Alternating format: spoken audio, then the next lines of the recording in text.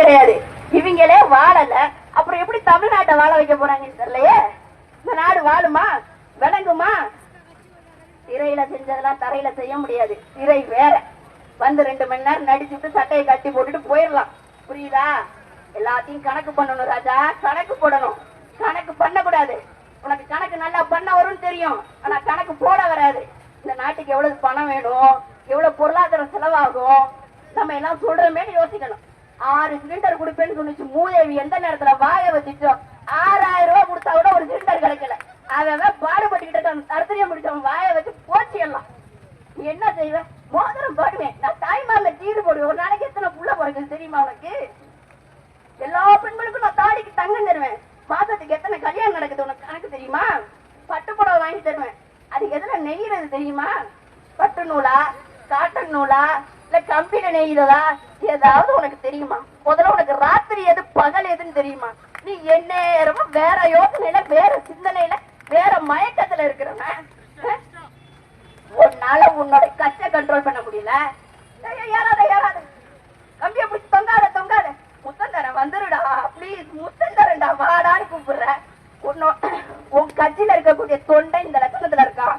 உன் கார் மேலேயே மூத்தந்த பெய்யறான், உன் மூஞ்சிலேயே சாணி எடுத்து அடிக்கிறான், உன் சட்டையவே பிடிச்சி கிழிக்கிறான். நீ நடந்து போயிட்டு இருக்கிறப்ப ஒரு துண்டை போட்டு இழுக்கிறான். உன் பொண்டாட்டியவே காரி துப்புறான். பேஸ்புக்லயும் இன்ஸ்டாகிராம்லயும் மரியாதைக்குரிய அந்த தங்கச்சிய, உன்னோட 25 வருஷம் வாழ்ந்த பொண்ண ஐ டோன்ட் கேருங்கிற, அது ஒரு மேட்ரு இல்லைங்கிற, பெண்ணை மதிக்க தெரியல.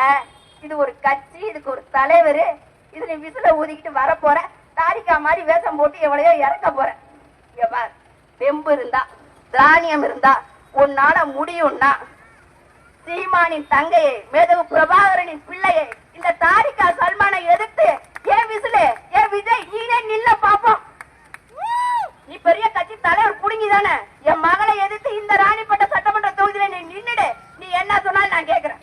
உனக்கு அந்த தைரியம் இருக்கான்னு பாக்குறேன். முதல்ல நீ எங்கேயுமே நிக்க மாட்ட, அது தெரியுமா? நீ எவ்வளவு பெரிய பயந்தாங்குடின்னு 41 பேர் செத்தப்ப பின்னங்கால் போட்டியில் அடிக்கிற ஓடுனிய. நீ மனிதனா? மனிதாபிமானம் மிக்கவனா?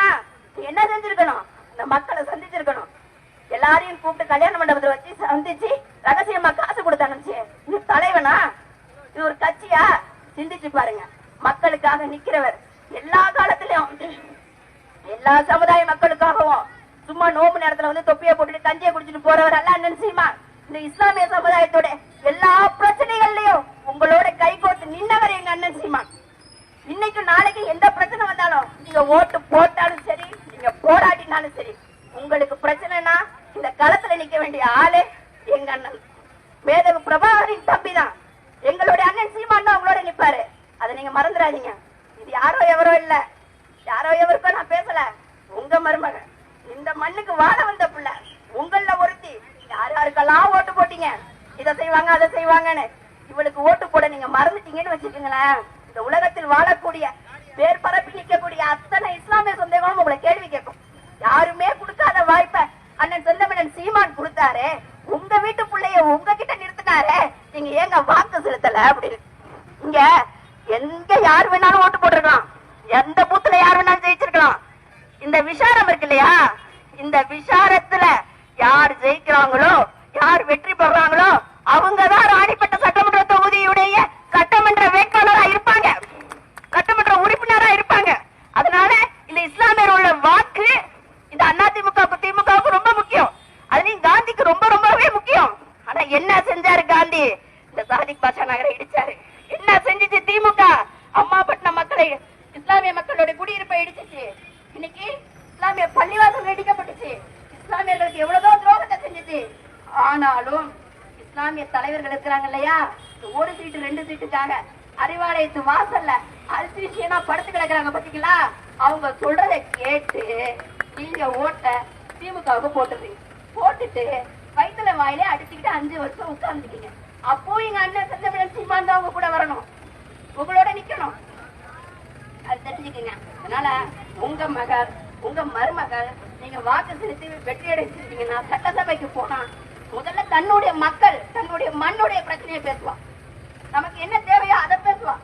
இந்த முதலாக இந்த ஊர்ல மேல்சாத்துல இருந்து கல்லூரிக்கு சென்ற பெண்கள் இருக்கிறாங்க. இந்த ஊர்ல இருந்து தொழில் செய்தவர்கள், அதாவது நிறைய படிச்சுட்டு நிறைய வேலைக்கு வெளியே போன பெண்கள் இருக்கிறாங்க. முதலா அரசியலுக்கு போன பெண், முதல் அரசியல்வாதியை, முதல் சட்டமன்ற உறுப்பினரை தேர்ந்தெடுக்கக்கூடிய தகுதியை எல்லாம் வல்ல அல்லாஹ் சுப்ஹானஹு வ தஆலா உங்களுக்கு கொடுத்திருக்கிறார். அல்லாஹ் தன்னுடைய திருமறையிலே அழகாக சொல்கின்றார், நான் உங்களுக்கு ஒரு வாய்ப்பை கொடுக்கிறேன், அந்த வாய்ப்பை நீங்கள் தவற விட்டால் நிச்சயம் உங்களை நான் கேள்வி கேட்பவனாக இருக்கிறேன் சொல்றான். அது மாதிரி அல்லாஹ் உங்களுக்கு கொடுத்திருக்கின்ற மாபெரும் வாய்ப்பு. என் மகள் நிச்சயமாக திருடவோ பொய் சொல்லவோ மாட்டாள். அல்லாஹ்வுக்கு அஞ்சி நடக்கக்கூடியவள், ஐவேளையும் தொழுகக்கூடியவள். ஒவ்வொரு வேலைக்கும் இடையே அல்லாஹ் நம்மளை பார்த்து கொண்டிருக்கிறான் என்ற அந்த அச்ச உணர்வோடு கலிமா சொன்ன வாயில் நிச்சயம் திருட்டோ பொய்யோ இருக்காது என்று உறுதி அளிக்கின்றேன்.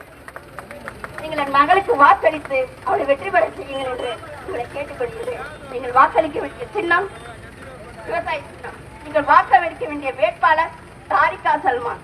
நல்லா ஞாபகம் வச்சுங்க. மாறு வேடத்துல இன்னொன்னு வருது, அதையும் பாத்துக்கங்க.